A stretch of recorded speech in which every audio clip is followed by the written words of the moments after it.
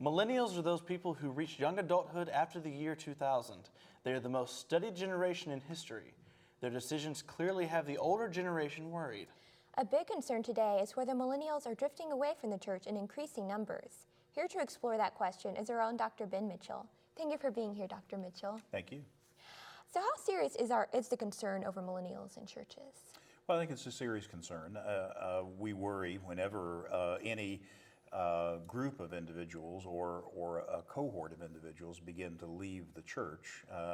That has implications not only for the individuals, but also for the health and well-being of churches.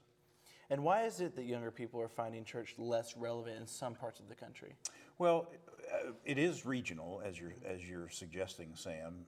But I think it's partly because, well, there are several factors. One, it's what the new generation always does, is reject the old values. That's just that's what I did. I'm sure that you've experienced that yourselves in some ways. And then also, I think that millennials smell a phony a mile away.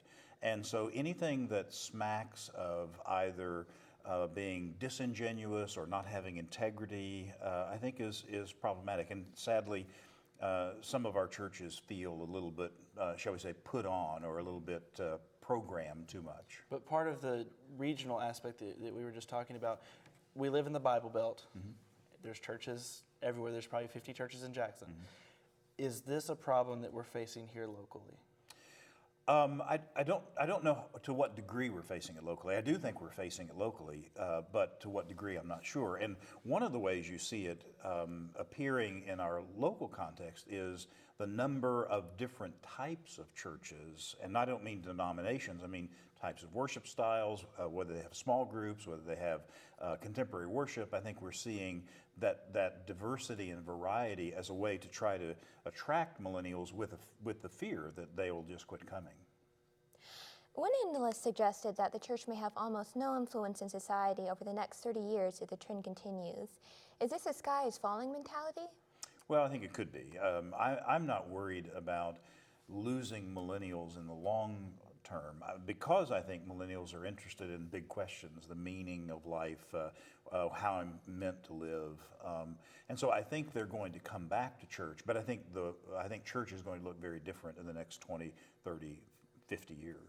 And what kinds of things are churches trying to do to attract the millennial generation? But at the same time, are some of those things mistakes? Well, I would argue that they are, but I think trying to produce an entertainment feel is probably wrong-headed. Millennials can go to concerts if they want a concert, but I think trying to tap into the deep questions that all of us face and that millennials are grappling with as they're thinking about their lives is a more fruitful way to move forward. How much have we been hurt by divisions over styles of music and worship in churches? Well, I think it has divided us. I think we've seen a fracture in church life, generally speaking.